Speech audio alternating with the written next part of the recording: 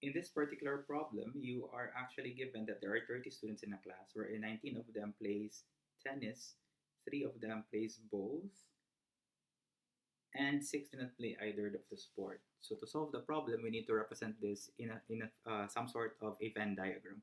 So we can have here two groups of students.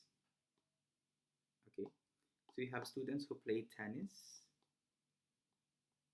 We also have students who play volleyball. Also, we can put this inside our universal set, by which it is mentioned that in this universal set we have 30 students, and this gives us the boundary. All right.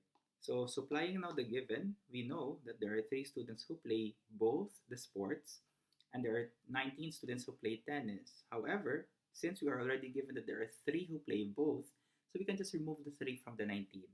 Thus, we get 16. So this 16 are the number of is the number of students who play tennis only. Okay. Likewise, we are given that there are 6 students who play neither. So this 6 will be placed outside of the circle but within the universal set. The problem here is we do not have data of how many students play volleyball. Hence, we can represent it with any variable. In this case, we represent it with x. And similar to what we did to tennis, we have to subtract 3 out from it since it's already identified that there are 3 students who play both, including volleyball. Okay. Now, going back to the problem, you are actually asked to find the probability that when a randomly selected student, when a student is randomly selected, that student plays tennis or volleyball, but definitely not both. So for us to answer this question, we need to know how many students play tennis only, which is 16, and how many students play volleyball only, which in this case we do not know yet. So we have to solve for x. All right. So solving for x, that gives us an equation 16 plus 3 plus x minus 3 plus 6 equal to 30. All right. So this gives us x plus 22 equal to 30. Thus, our x is equal to 8. Okay. Now take note, this 8 is the total number of students who play volleyball.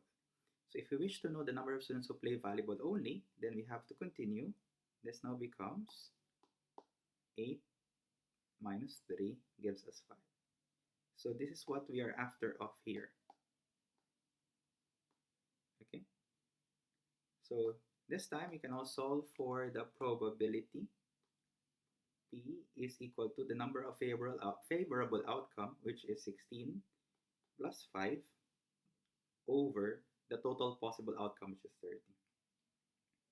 And this gives us 21 out of 30, which can be reduced as 7 out of 10. But then we could also represent this as a percentage, 70%, or even a decimal, 0.7. And this is how we're able to find out the probability. All right.